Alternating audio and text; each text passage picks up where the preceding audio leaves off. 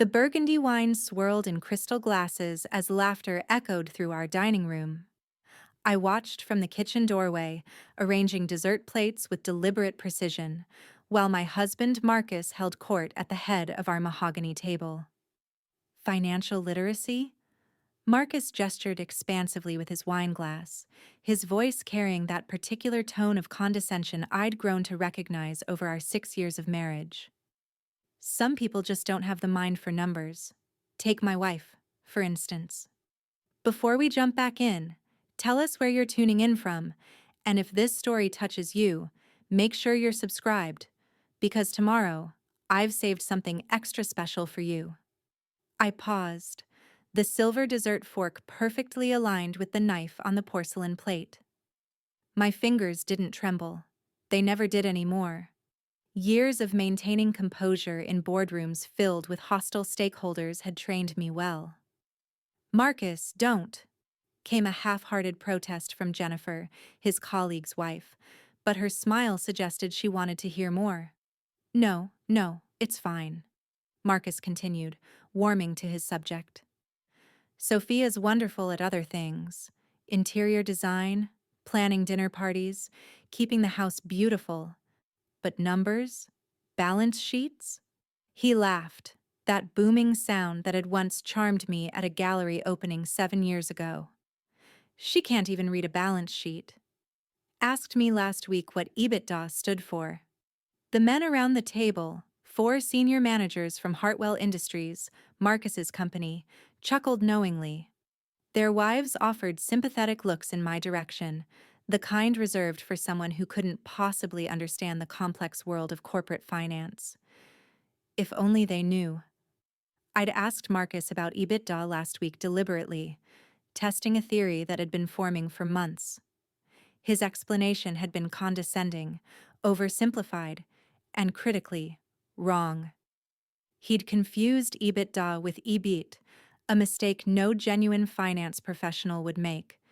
It was one more piece of evidence in the file I'd been building, one more red flag among dozens. Sophia, darling, Marcus called out, noticing me in the doorway.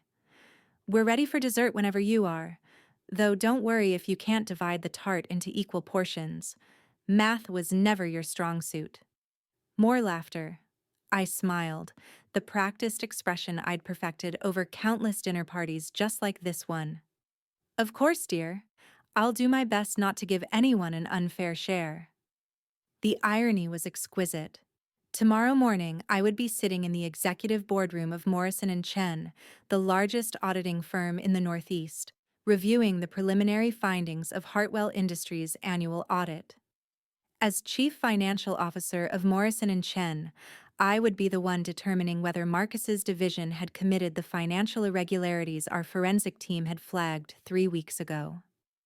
I returned to the kitchen, where the chocolate tart sat waiting, perfectly, divided into 8 equal portions, because precision mattered, even in desserts, especially in desserts. The same attention to detail that made me successful at work, the same careful planning that had built my career from junior accountant to CFO, the same methodical approach that was about to unravel my husband's carefully constructed lies. My phone buzzed silently in my pocket.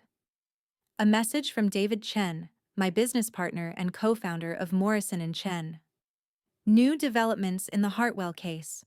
Call me when you can. Not tonight, I typed back quickly. Tomorrow's meeting still on? Confirmed. 9 a.m. sharp. You're going to want to see what we found. I pocketed my phone and picked up the dessert tray. Through the doorway, I could see Marcus gesturing animatedly, probably continuing his dissertation on my supposed financial incompetence. The thing was, Marcus didn't know about my career. Not really. When we met 7 years ago at an art gallery opening in Manhattan, I'd been 28 and already a rising star in the auditing world. But I'd learned the hard way that success intimidated men. My previous relationship had crumbled when my boyfriend couldn't handle dating someone who out-earned him. The one before that had ended when my promotion to senior auditor had somehow emasculated a man who claimed to be progressive. So when Marcus approached me at that gallery, charming and confident in his tailored suit, I'd made a decision. I'd told him I worked in accounting, technically true, for a small firm, a lie by omission. Morrison and Chen employed over 300 people across 5 offices, but I'd let him assume I was a bookkeeper at some modest local practice. He'd seemed relieved, actually. Here was a woman who was educated enough to hold conversation, attractive enough to show off, but not threatening enough to bruise his ego. I'd convinced myself it was strategic, that I was protecting our relationship by downplaying my success. Looking back, I'd been protecting myself from another heartbreak. The lie had grown easier to maintain after we married. Marcus traveled frequently for his job as regional finance director at Hartwell Industries. I kept irregular hours, which I explained away as tax season or quarterly reviews. Again, technically true.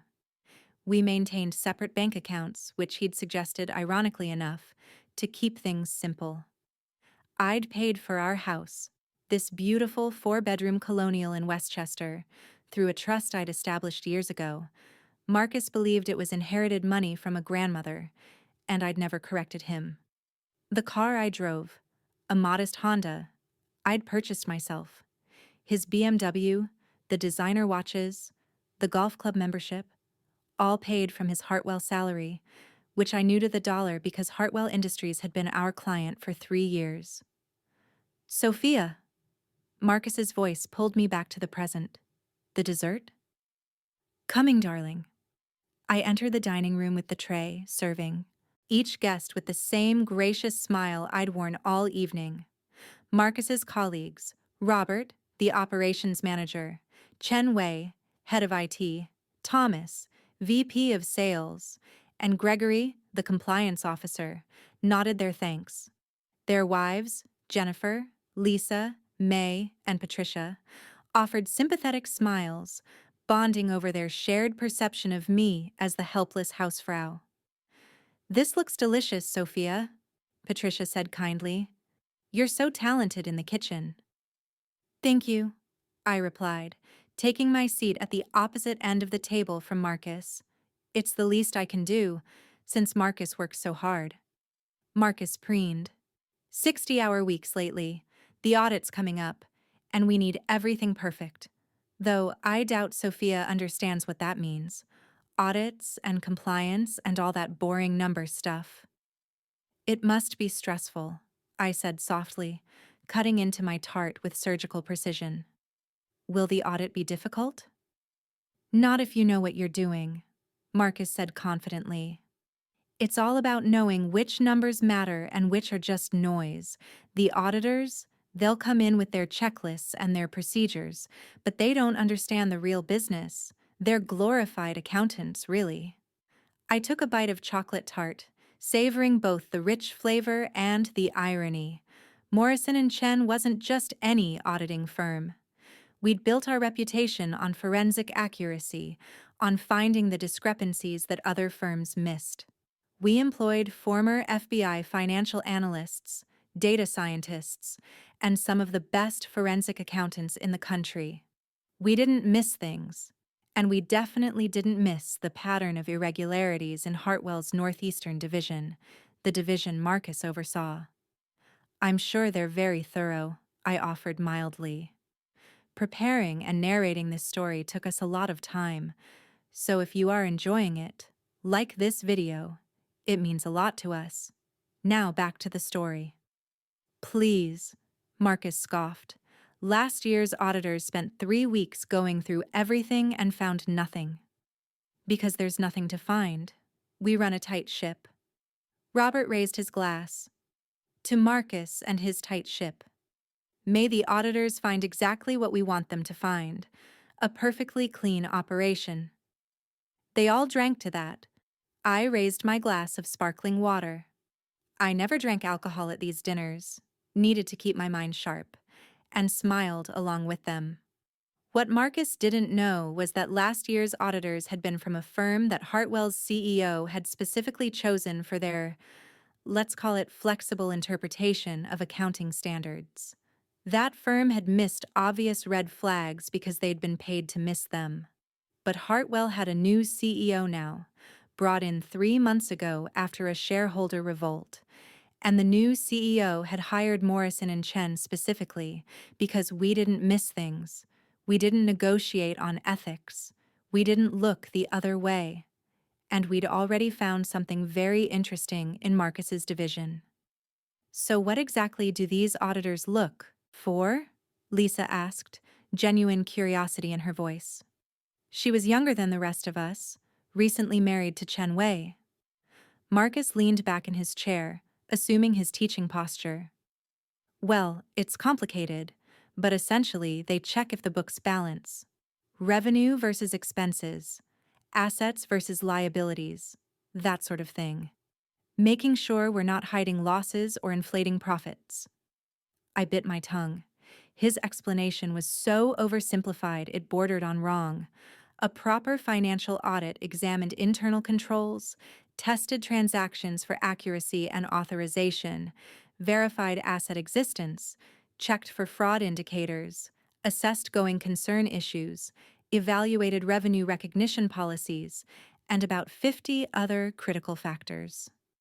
But I let him continue. The key, Marcus went on, is proper documentation. As long as every transaction has paperwork to back it up, auditors can't challenge anything. It's all about the paper trail. Or digital trail, Chenwei added. Everything's electronic now. Right, Marcus agreed. But same principle. Documentation is king, and we've got documentation for everything. I wondered if that included documentation for the shell company transactions our forensic team had traced back to his division. The ones that looked suspiciously like money being siphoned out of Hartwell and into private accounts. The digital trail that Chen Wei's IT department had apparently helped create. Whether knowingly or unknowingly, we'd soon find out. Must be boring, though, Thomas said. Going through all those numbers day after day. I don't know how they do it. Some people enjoy that sort of thing, I said quietly. Finding patterns, solving puzzles, making sure everything adds up correctly. There's a certain satisfaction in it. Marcus laughed. Honey, you can barely balance our household checkbook. I don't think you'd find it satisfying. I'd stopped trying to balance our household checkbook 3 years ago when I discovered Marcus had been using our joint household account, the one I'd funded with a monthly deposit, to pay for hotel rooms. Hotel rooms that coincided with his business trips but weren't listed on his expense reports. Hotel rooms in cities where Hartwell had no offices. I'd confronted him once, early on. He'd explained them away as client meetings that required discretion. I'd wanted to believe him, so I'd let it go, filed the information away, and quietly started building my own evidence file. Because here's what 6 years as a CFO had taught me. People lie, but numbers don't. Financial records tell the truth, if you know how to read them. And I knew how to read them better than almost anyone. More wine, dear? I asked Marcus, standing with the bottle. Please, he said, holding out his glass. I'm celebrating. Just found out we're getting bonuses this quarter, 15% over target. That's wonderful, I said, pouring carefully. You've worked so hard. What I didn't say, I'd already seen. Hartwell's preliminary numbers. The company as a whole was performing at 8% below target, which meant Marcus's division was reporting numbers that didn't match the company's overall performance. Either his division was wildly outperforming every other region, unlikely given market conditions, or someone was cooking the books. My money was on option 2. To bonuses. Gregory raised his glass. As compliance officer, he should have been the one catching these discrepancies. Either he was incompetent, or he was complicit. Tomorrow's audit meeting would help determine which. The conversation drifted to other topics. Vacation plans, the new golf course, someone's daughter's wedding. I served coffee, cleared plates, played the perfect hostess. All the while, my mind was calculating, planning, preparing for tomorrow. Finally, around 11, the guests began making their departure noises. Coats were retrieved, compliments exchanged, promises made about future dinner parties. "Sophia, thank you so much," Patricia said at the door, touching my arm with genuine warmth. "Everything was perfect. You're such a wonderful hostess." "It's my pleasure," I replied, meaning it. I'd always enjoyed entertaining, the careful orchestration of food and conversation, the attention to detail. It wasn't so different from running a successful audit, different pieces moving in coordination toward a desired outcome. Marcus stood beside me, his arm around my waist in a display of affection that felt performative. "She keeps the home fires burning while I'm out there in the corporate trenches," he said proudly. "We're lucky to have such supportive wives," Robert agreed, kissing Jennifer's cheek. After the last guest left, I began clearing the remaining glasses while Marcus locked the front door. "That went well," he said, loosening his tie. "Though I think you might have overdone it with the chocolate in that tart." Patricia barely touched hers. "I'll remember that for next time," I said, loading the dishwasher with practiced efficiency. Marcus came up behind me, his hands on my shoulders. "You know I appreciate you, right? Even if I tease about the financial stuff.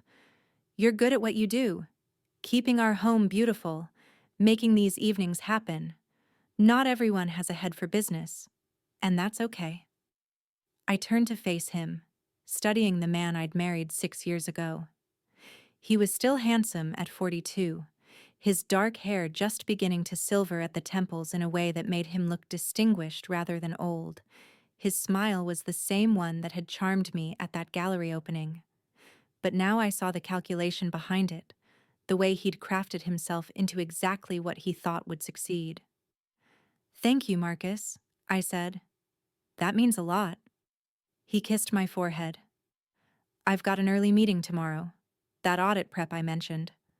Probably should get some sleep." "You go ahead," I told him. "I'll finish cleaning up."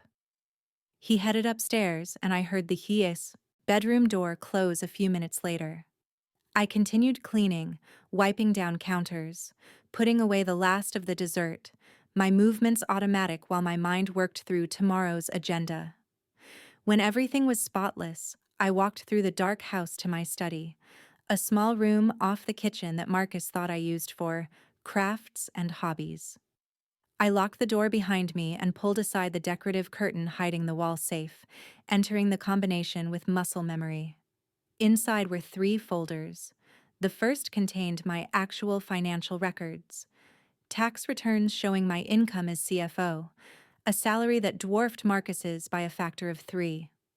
Stock certificates from Morrison and Chen, worth several $1 million, investment statements, property deeds. Everything that proved Sophia Martinez wasn't a financially illiterate housewife, but a highly successful executive. The second folder held documentation about Marcus, the hotel receipts I'd gathered over the years, credit card statements showing purchases that didn't match his stated activities, photographs from a private investigator I'd hired last year. Nothing conclusive, but certainly suggestive. Marcus with a woman at various restaurants, always when he was supposedly traveling for work. The third folder was newest, started just 3 weeks ago when David Chen had pulled me aside after a partner meeting. "We need to talk about the Hartwell audit," he'd said, his expression serious. "There's a conflict of interest issue." My stomach had dropped. "Marcus, your husband is regional finance director for their Northeastern division, the division where we're finding irregularities." David had handed me a preliminary report. "You need to see this before we go further." I'd read through the report in his office, my professional detachment warring with personal devastation. The pattern was clear. False vendor invoices, revenue recognition manipulation, expense misclassification. Someone in Marcus's division was embezzling funds, and given his position, he was either the perpetrator or criminally negligent in his oversight. "I'll recuse myself from the audit," I'd said immediately. Already assumed you would. But Sophia, David had hesitated. We're going to have to pursue this. If he's involved, there will be consequences. Criminal consequences, potentially. I'd nodded, my throat tight. I understand. Do what needs to be done. I won't interfere. And I hadn't.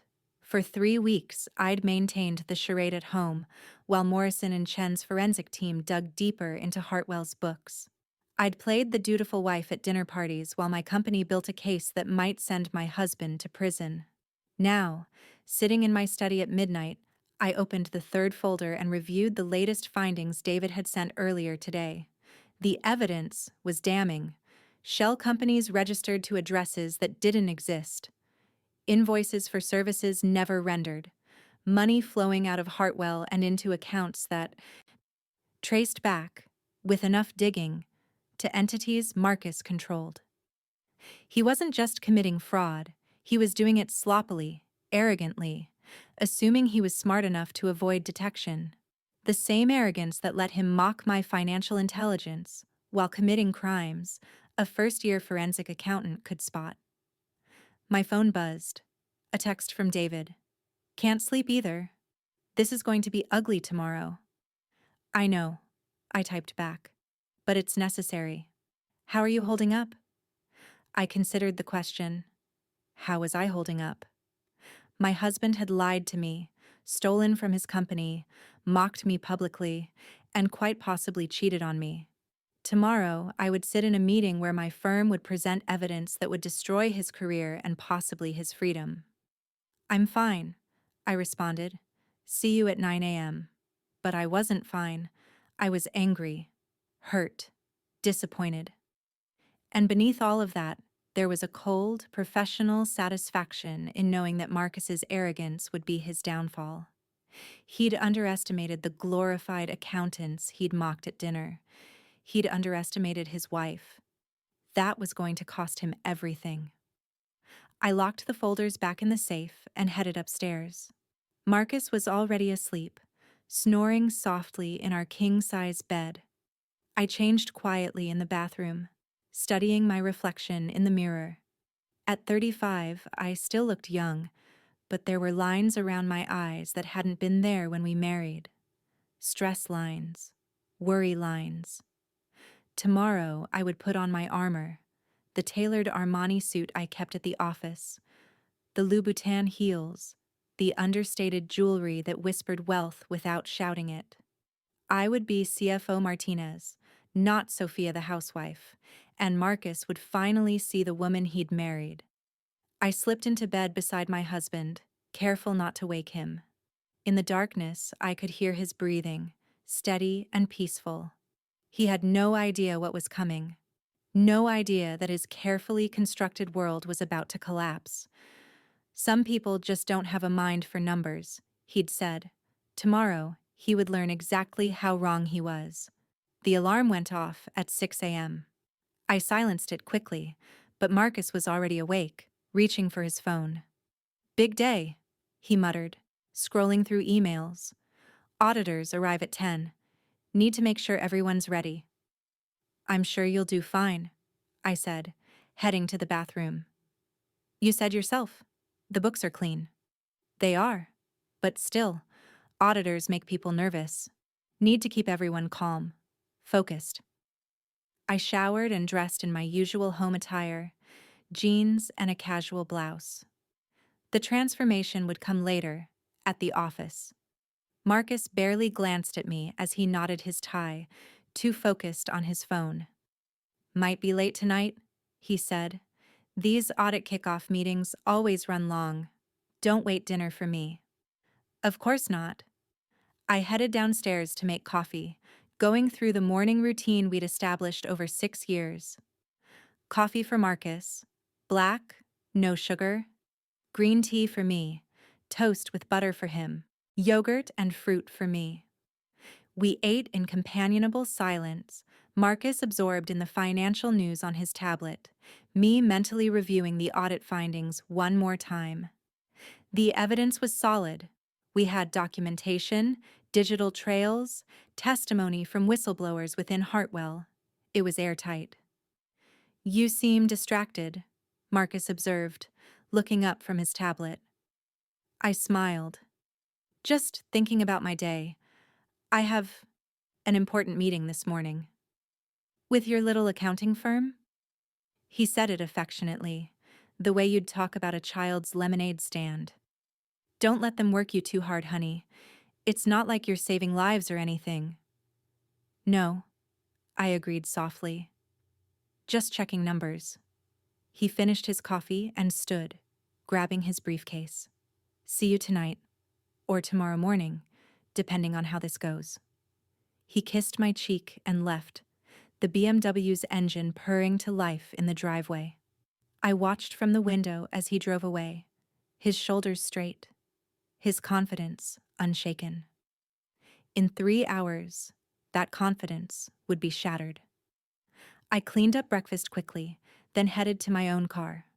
The drive into Manhattan took 40 minutes, giving me time to transition from Sophia the wife to Sophia the CFO.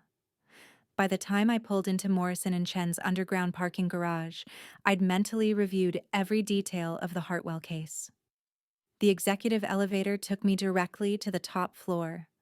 Our offices occupied floors 20 through 23 of a midtown high-rise, with the executive suites and main conference rooms on 23. I designed this space myself 5 years ago, all glass and clean lines, projecting the transparency and clarity we brought to our audits. Morning, Ms. Martinez. Sarah, my executive assistant, greeted me with a coffee. Proper espresso, the way I liked it. Mr. Chen is already in conference room A with the team. They're waiting for you. Thank you, Sarah. Give me 10 minutes to change, then I'll head in. My office was a corner suite with floor-to-ceiling windows overlooking Manhattan. It was larger than my entire first apartment had been, a constant reminder of how far I'd come since graduating from NYU with a master's in accounting and a mountain of student debt. I changed quickly, transforming from casual Sophia to CFO Martinez. The Armani suit was black, perfectly tailored. The heels added 3 inches to my 5'6" frame. I touched up my makeup, adding red lipstick, my armor. By the time I looked in the mirror, I was fully myself. The version of me that Marcus had never met. Conference room A was our largest, designed to intimidate. 30 feet long with a table that could seat 20, multiple screens for presentations, and windows that showcased the Manhattan skyline. Our forensic team was already assembled. David Chen at the head of the table, our lead forensic accountant Rachel Morrison reviewing documents, and 3 junior analysts with laptops open. Sophia, David stood as I entered. Despite being business partners for 10 years, we maintained professional formality in front of the team. We're ready when you are. I took my seat at the head of the table, opposite David. Walk me through the final findings. Rachel stood, clicking a remote that brought up the first slide. Hartwell Industries, Northeastern Division, Regional Finance Director, Marcus Chen. Seeing his name on the screen, attached to the evidence we'd compiled, made it real in a way it hadn't been before. Over the past 18 months, we've identified approximately $2.3 million in fraudulent transactions. The pattern is consistent. False vendor invoices for consulting services that were never rendered, with payments going to shell companies registered in Delaware and Nevada. She clicked to the next slide, showing a flowchart of money movement. The shell companies then transfer funds to various accounts, but with sufficient forensic analysis, we can trace them back to accounts controlled by Marcus Chen, either directly or through intermediaries. How solid is the connection? I asked, my voice steady despite the weight in my chest. Very solid, David answered. We have bank records, IP addresses showing who accessed the shell company accounts, and testimony from 2 employees who were instructed by Chen to process these invoices without proper verification. Will those employees testify if this goes to trial? They've already agreed to cooperate in exchange for immunity. They can prove they were following Chen's direct orders. I nodded slowly. What about the IT department? The digital trail had to be created somehow. Rachel pulled up another slide. Chen Wei, head of IT, appears to have created false email trails and modified timestamps in the system. We're still determining if he knew what he was doing or if Marcus Chen deceived him about the purpose. Chen Wei. Marcus's friend. The man who'd sat at our dinner table last night, laughing at jokes about my supposed incompetence. Had he known? Had they all known? The compliance officer, Gregory Morrison, I said. Any evidence of his involvement? Negligence, certainly. Whether it's willful or mere incompetence is harder to prove. He signed off on reviews that should have caught these discrepancies. At minimum, he failed in his oversight duties. I sat back, processing. $2.3 million. That was the number that would define everything going forward. That was what my husband had stolen, what our marriage had been worth to him. When do we present to Hartwell's CEO? I asked. They're expecting us at 10 a.m., David said. But Sophia, we need to discuss your role in this. Obviously, you can't be present for... I know, I interrupted. I recused myself from the audit 3 weeks ago. I'm only here now to review the final findings as CFO of this firm. You'll present to Hartwell without me. And after? When this becomes public? I'd been thinking about this for weeks. The personal fallout, the professional implications, the media attention. The CFO's husband caught embezzling from a major client. It would be a scandal.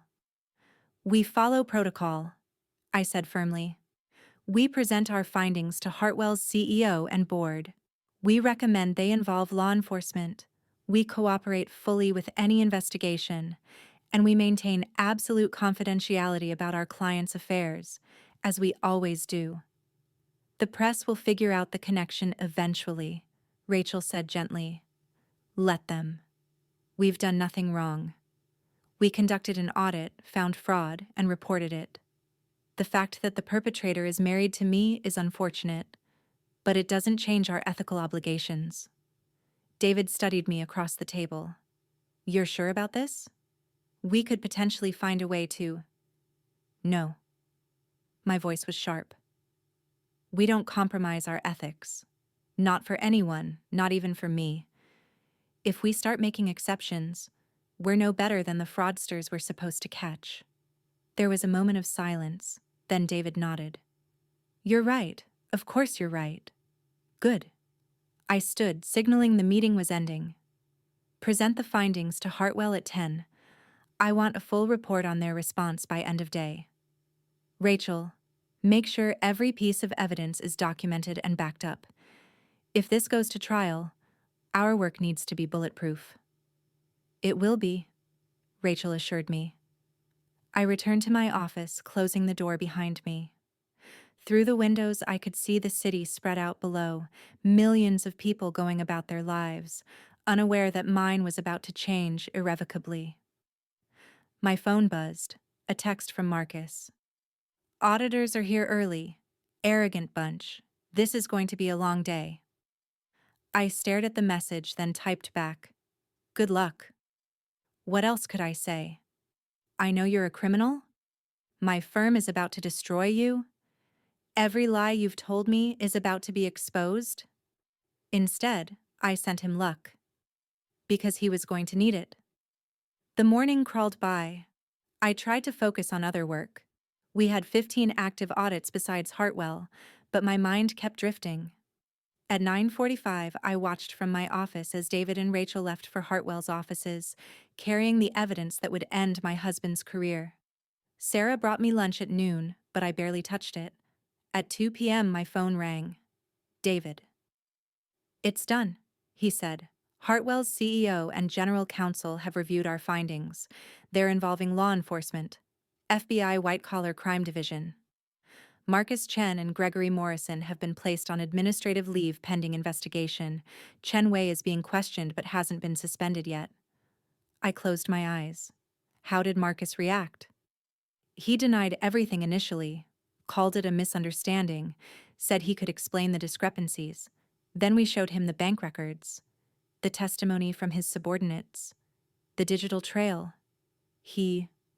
David paused. He asked to call his wife. My throat tightened. What did you say? We told him he could call an attorney. He's in the general counsel's office now, making arrangements. Thank you for letting me know. Sophia, I'm sorry. I know this isn't easy. It's necessary, I said, echoing what I'd told him last night. Keep me updated on any developments. I hung up and sat in the silence of my office, staring at my phone. Any moment now, Marcus would call. He'd be panicking, confused, desperate for help. And what would I say? The phone rang. Marcus. I let it go to voicemail. It rang again. Voicemail. A text appeared. Sophia, call me. Emergency at work. Need you to come get me. Then another. Please. I need you. And another. Answer your phone. I turned the phone face down on my desk and stood, walking to the window. Somewhere out there, Marcus was realizing that his world was collapsing, that the glorified accountants had caught him, that his career, his reputation, possibly his freedom, were gone. Did he suspect yet that his wife was behind it? That the woman he'd mocked for not understanding balance sheets was the CFO of the firm dismantling his fraud? Probably not. Marcus had spent 6 years underestimating me. He wouldn't stop now. My phone continued buzzing with calls and texts. I ignored them all, standing at the window as the afternoon sun stretched shadows across Manhattan. This morning, I'd been a wife. Tonight, I would still be technically married, but the relationship was over. We both knew it, even if only one of us understood why. Tomorrow, I would probably need to find a divorce attorney. But today, I was CFO Martinez, and I had work to do. I turned from the window and pulled up my email, beginning to draft the internal memo that would inform our partners about the Hartwell findings and the potential conflict of interest. Transparency was essential, both for our firm's integrity and for my own protection. As I typed, my mind was already planning. The divorce would be complicated but manageable. Marcus would be in no position to fight for assets, not with criminal charges pending. The house was mine, purchased through my trust. My career wouldn't suffer. If anything, this demonstrated Morrison and Chen's commitment to ethics above all else. The personal pain, though, that would take longer to heal. 6 years of marriage, 6 years of pretending to be someone I wasn't. 6 years of letting Marcus feel superior while I quietly built an empire he'd never even known existed. And it all ended with a forensic audit and a stack of evidence that proved numbers don't lie, even when people do. The calls kept coming throughout the afternoon. Marcus. Then numbers I didn't recognize. Probably his attorney. Then Marcus again. By 5 p.m., I had 17 missed calls and 32 text messages, each one more desperate than the last. Finally, at 5:47 p.m., I answered. Sophia, thank God. Marcus's voice was ragged, panicked. Where have you been? I've been calling for hours. I was in meetings, I said calmly, settling back in my office chair. What's wrong? What's wrong? Everything. These auditors. They're accusing me of fraud. It's insane. It's a mistake. They've got everything wrong. Slow down, I said, maintaining the gentle, slightly confused tone I'd perfected over 6 years. What auditors? Morrison and Chen, the firm doing our annual audit. They're saying I embezzled money, that I created fake invoices, that... His voice broke. Sophia, I need you. Can you come get me? They've taken my company car, my access badge, everything. I'm stranded at the office. Of course, I said softly. I'll be there in 30 minutes. Thank you, he breathed. Thank you. I don't know what I'd do without you. I hung up and sat for a moment, staring at the phone. Then I stood, grabbed my purse, and headed for the elevator.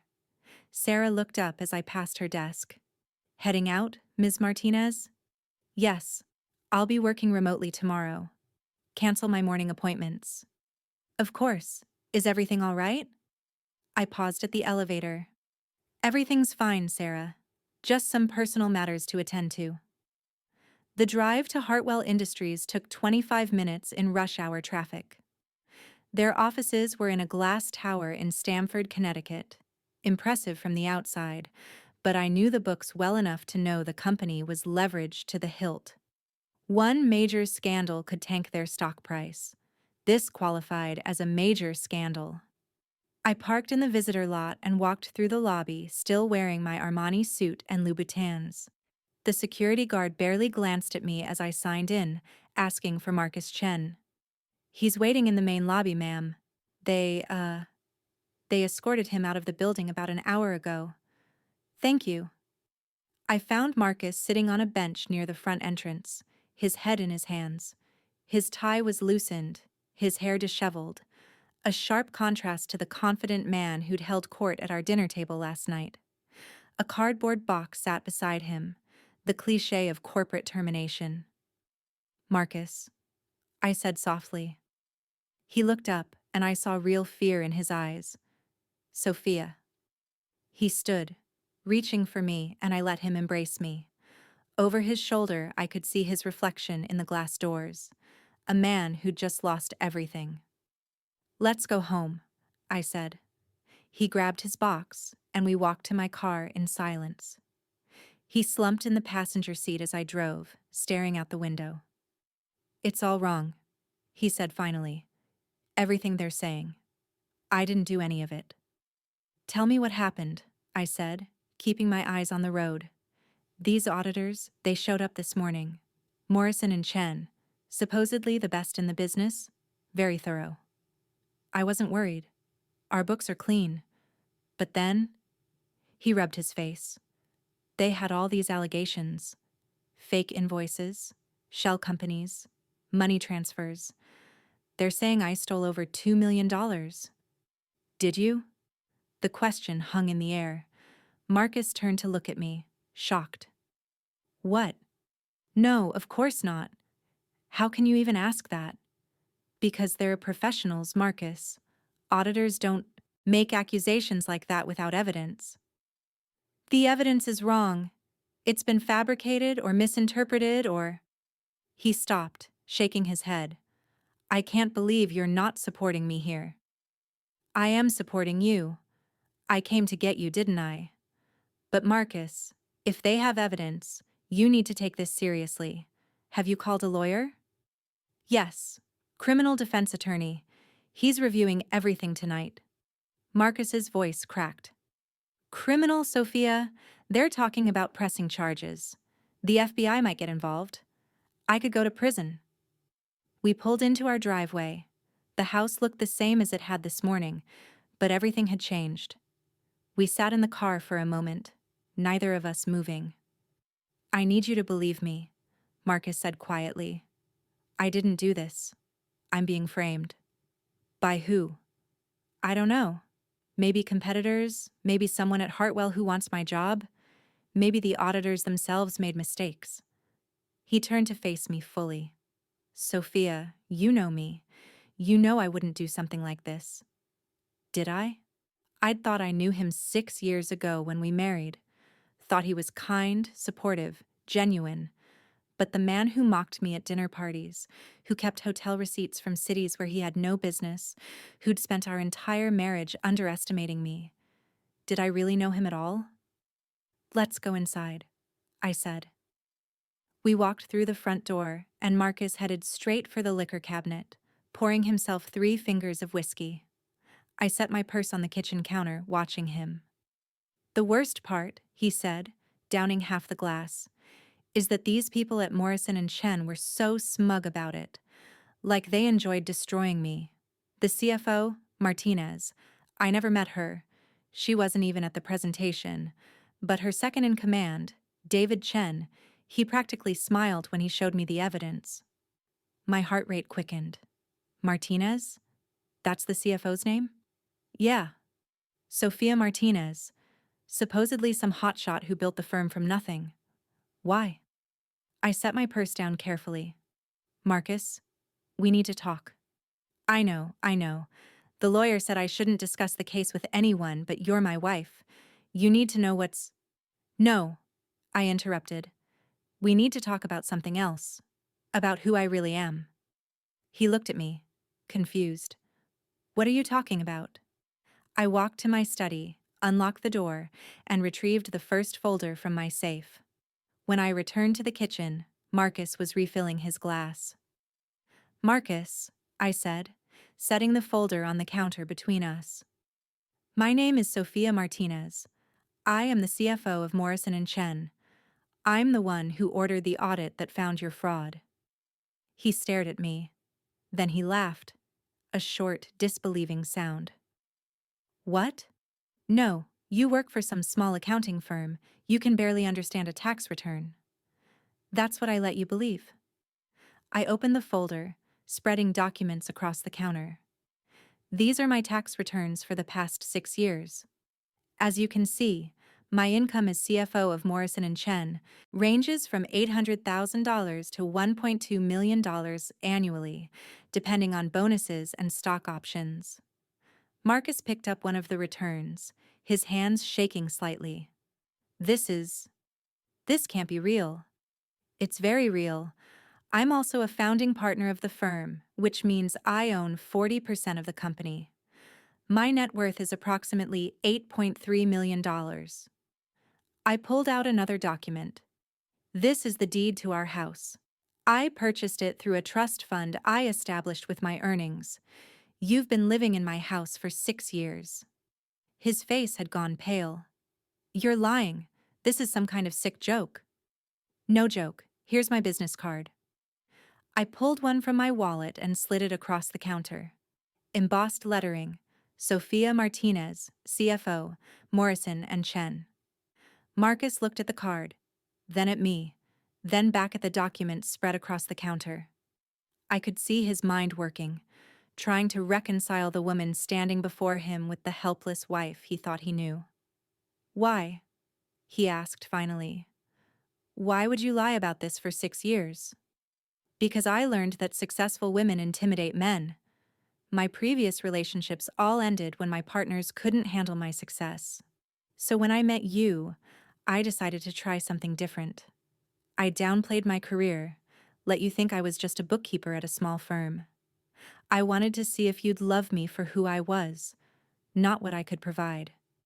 And instead, I mocked you, he said slowly, understanding dawning. All those dinner parties, all those jokes about you not understanding finance.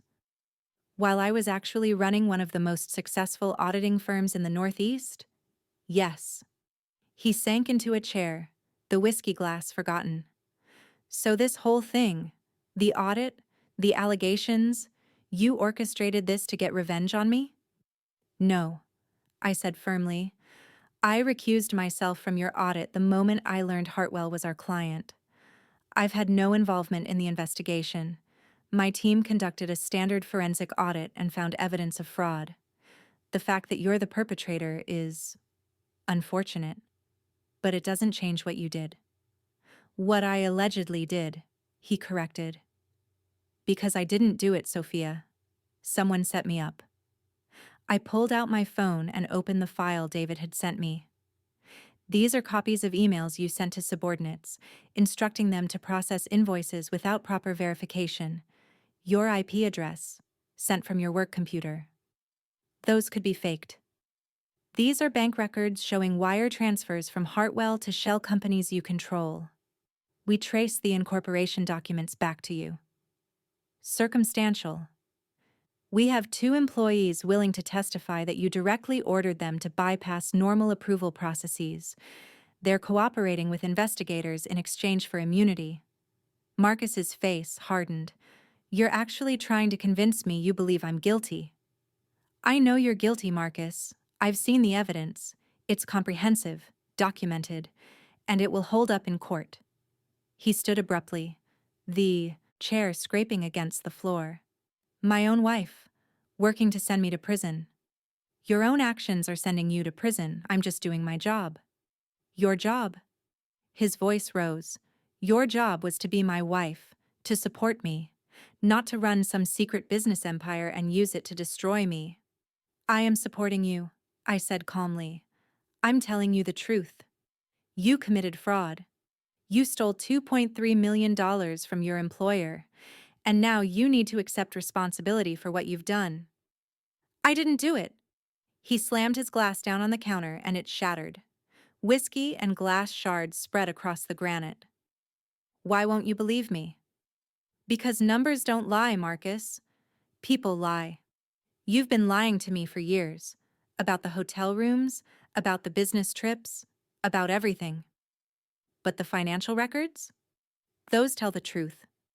He stared at me, breathing hard. What hotel rooms?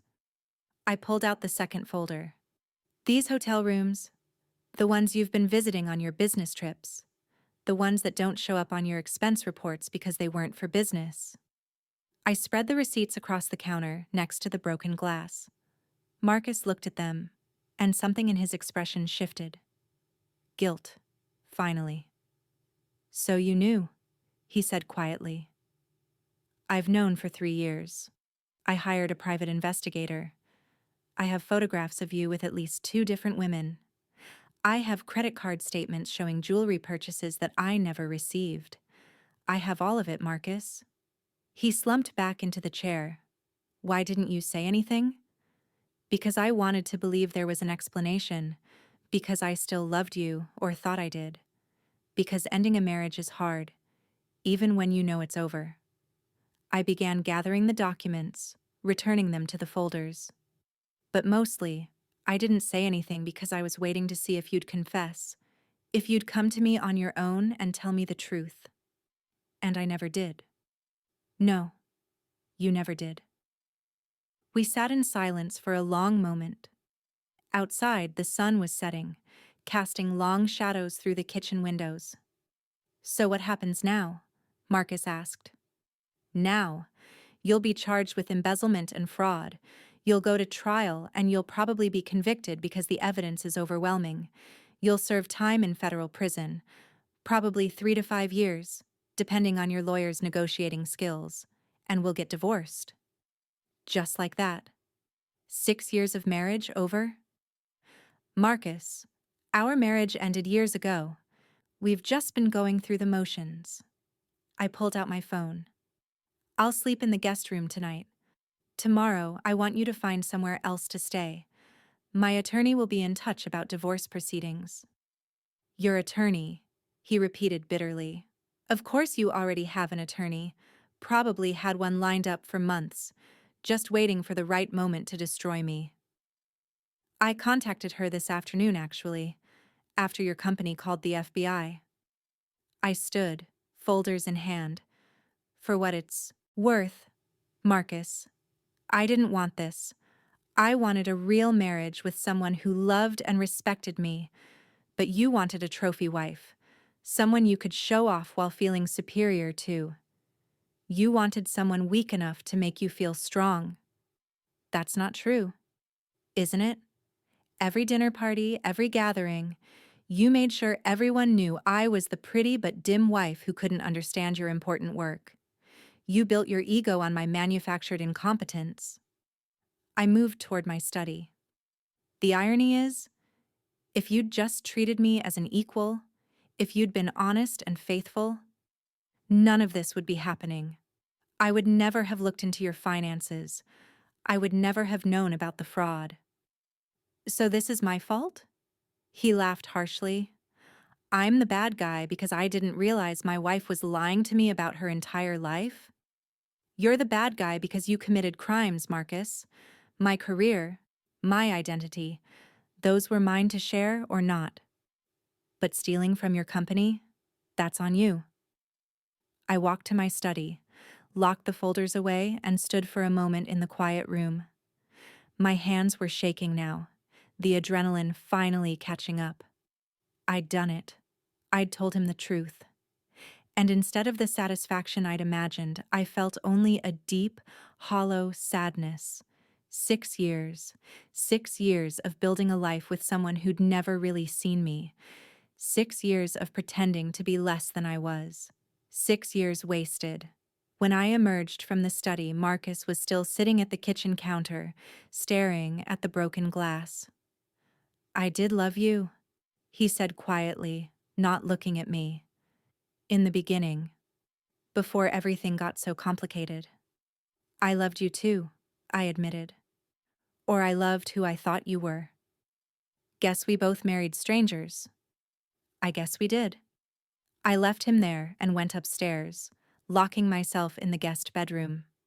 Through the door, I could hear him moving around the kitchen, cleaning up the broken glass, pouring another drink. Eventually, his footsteps climbed the stairs, and the master bedroom door closed. I lay in the unfamiliar bed, staring at the ceiling, and let myself cry for the first time in months. Not for Marcus.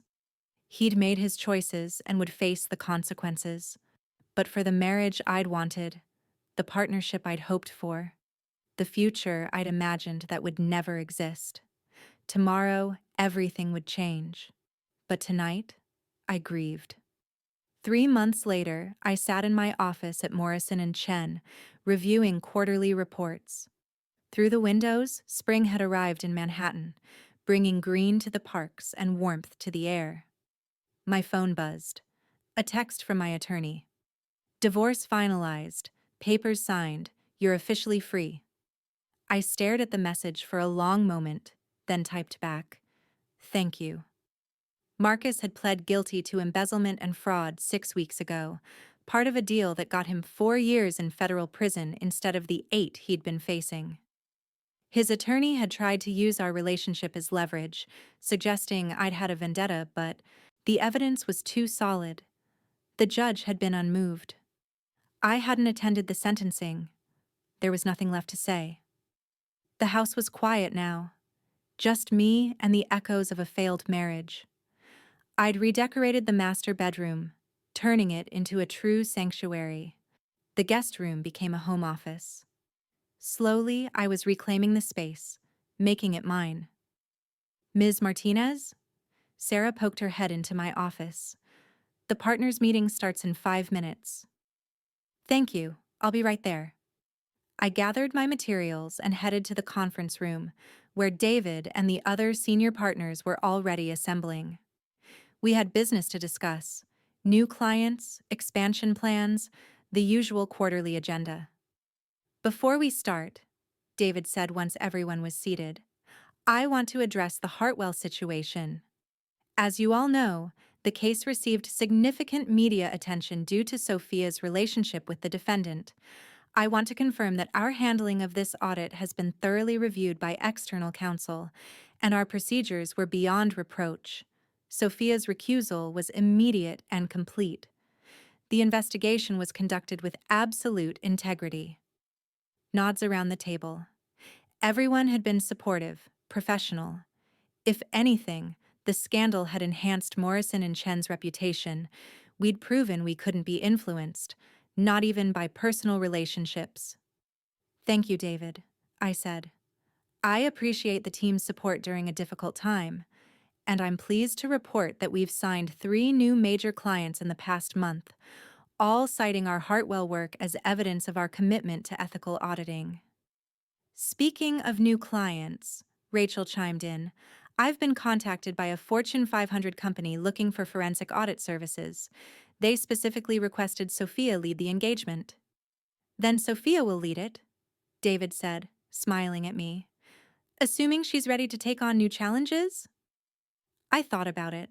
3 months ago, I'd been a woman living a double life, trapped in a failing marriage, watching my husband commit crimes. Now I was simply Sophia Martinez, CFO, no longer hiding who I was or what I'd achieved. "I'm ready," I said. The meeting continued, and I found myself fully engaged in a way I hadn't been in years. No more divided attention between work and maintaining a facade. No more energy wasted on pretending to be someone I wasn't. After the meeting, I returned to my office to find an email from an unexpected source. Patricia, one of the wives from that last dinner party. Dear Sophia, I hope this message finds you well. I heard about everything that happened with Marcus and I wanted to reach out.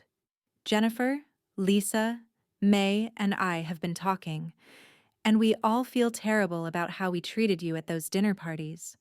We bought into the narrative our husbands created, never questioning it. We should have gotten to know you better, should have seen past their dismissive attitudes. I did some research after the news broke. You've accomplished incredible things in your career. I'm embarrassed that we all sat there letting the men mock you when you were running circles around them professionally. If you're open to it, we'd love to take you to lunch sometime. No husbands, no pretense.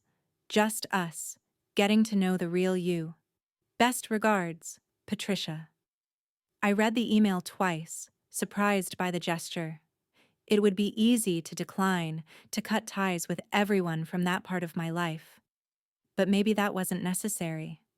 Maybe some relationships could be salvaged, rebuilt on honesty instead of lies.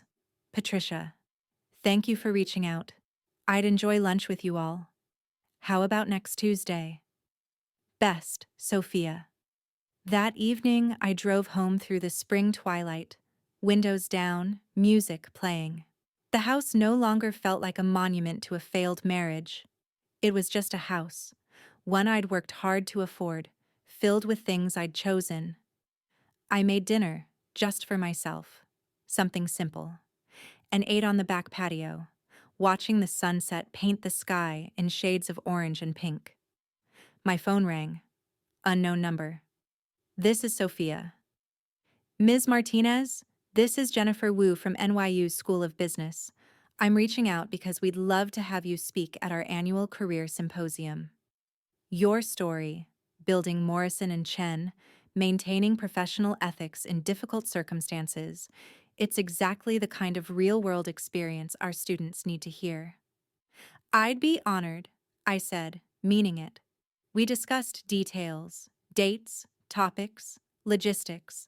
After we hung up, I sat for a while longer, thinking about what I'd tell those students. What lessons had I learned from 6 years of living a lie? Be yourself, I'd say. Don't minimize your accomplishments to make others comfortable. Find partners who celebrate your success, not feel threatened by it. And most importantly, trust in your own competence. The numbers don't lie, even when people do. My phone buzzed again. A text from David. Dinner tomorrow. We should discuss the Fortune 500 proposal. Sounds good. 7 p.m. at Cipriani? Perfect. I smiled, setting the phone aside. David and I had always been good partners, building Morrison and Chen from a small 2-person operation into what it was today. Lately, there had been something else between us, a possibility neither of us had acted on while I was married. Now? Well, now was different. The future felt wide open in a way it hadn't in years. No more secrets, no more pretending, no more limiting myself to make someone else feel adequate.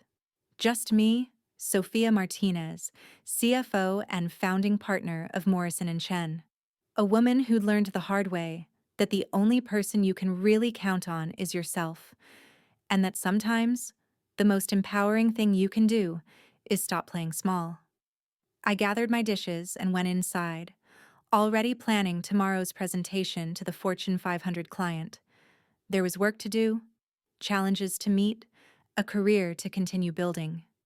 And this time, I'd do it as myself. Completely, unapologetically myself. No more hiding in the shadows of someone else's insecurity. No more pretending ignorance to protect someone's fragile ego. No more accepting mockery and condescension in the name of keeping peace. The woman who couldn't read a balance sheet was gone. The CFO who could audit entire corporations with precision and skill had always been here, and she was just getting started. 6 months later, epilogue. The conference room at Morrison and Chen was packed for the all-hands meeting, Our firm had just been ranked number 3 in the nation for forensic auditing, and we'd expanded to 2 new cities. I stood at the front of the room, looking at the team we'd built. Accountants, analysts, investigators, all committed to the same mission of truth and transparency in financial reporting. This year has been transformative, I said, my voice carrying to the back of the room. We've faced challenges, both professional and personal. We've been tested, and we've proven that integrity isn't just a buzzword, it's the foundation of everything we do. Applause filled the room. Sarah caught my eye from the side, giving me a thumbs up. I also want to share some personal news, I continued. As many of you know, I've been invited to join the board of the National Association of Certified Fraud Examiners. It's an honor I'm accepting, and it's a testament to the reputation this firm has built. More applause. David stood, raising his glass of champagne. To Sophia Martinez, he said, a leader who proves that excellence and ethics go hand in hand, and to Morrison and Chen, may we never compromise our values, no matter who's being audited. To Morrison and Chen, the room echoed. After the meeting, David and I stood at the windows of my office, watching the city lights sparkle in the darkness. You've come a long way from that woman pretending not to understand financial statements, he said. I was never that woman, I corrected gently. I just let someone believe I was. True. He turned to face me. Dinner tonight? We could celebrate properly. I'd like that. As he left to finish some paperwork, I stayed at the window, reflecting on the journey. Marcus was 18 months into his prison sentence. We'd had no contact since the divorce was finalized. According to his attorney, he was teaching financial literacy classes to other inmates, a redemption arc I hoped was genuine. The women from those dinner parties had become actual friends. We met monthly for lunch, and they'd become some of my strongest supporters, referring clients and spreading word of Morrison and Chen's integrity. My career had flourished in ways I'd never imagined when I was hiding my success. Speaking engagements, board positions, mentorship opportunities, all because I'd finally stopped pretending to be less than I was. The irony wasn't lost on me. The moment I stopped hiding, the moment I embraced my full identity and capabilities, everything fell into place. My phone buzzed. A news alert. Former Hartwell executive Marcus Chen denied early release. Parole board CT's lack of genuine remorse. I read the article briefly. Marcus had apparently told the parole board that he'd been unfairly targeted and that his wife's vendetta had influenced the investigation. Still denying responsibility. Still playing the victim. I deleted the notification and turned away from my phone.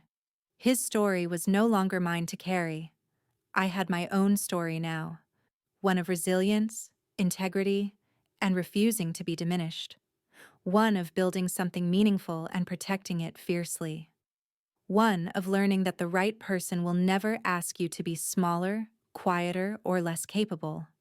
And if they do, well, the numbers will eventually tell the truth. They always do. Up next, you've got 2 more standout stories right on your screen. If this one hit the mark, you won't want to pass these up. Just click and check them out. And don't forget to like, subscribe, and turn on the notification bell so you don't miss any upload from us.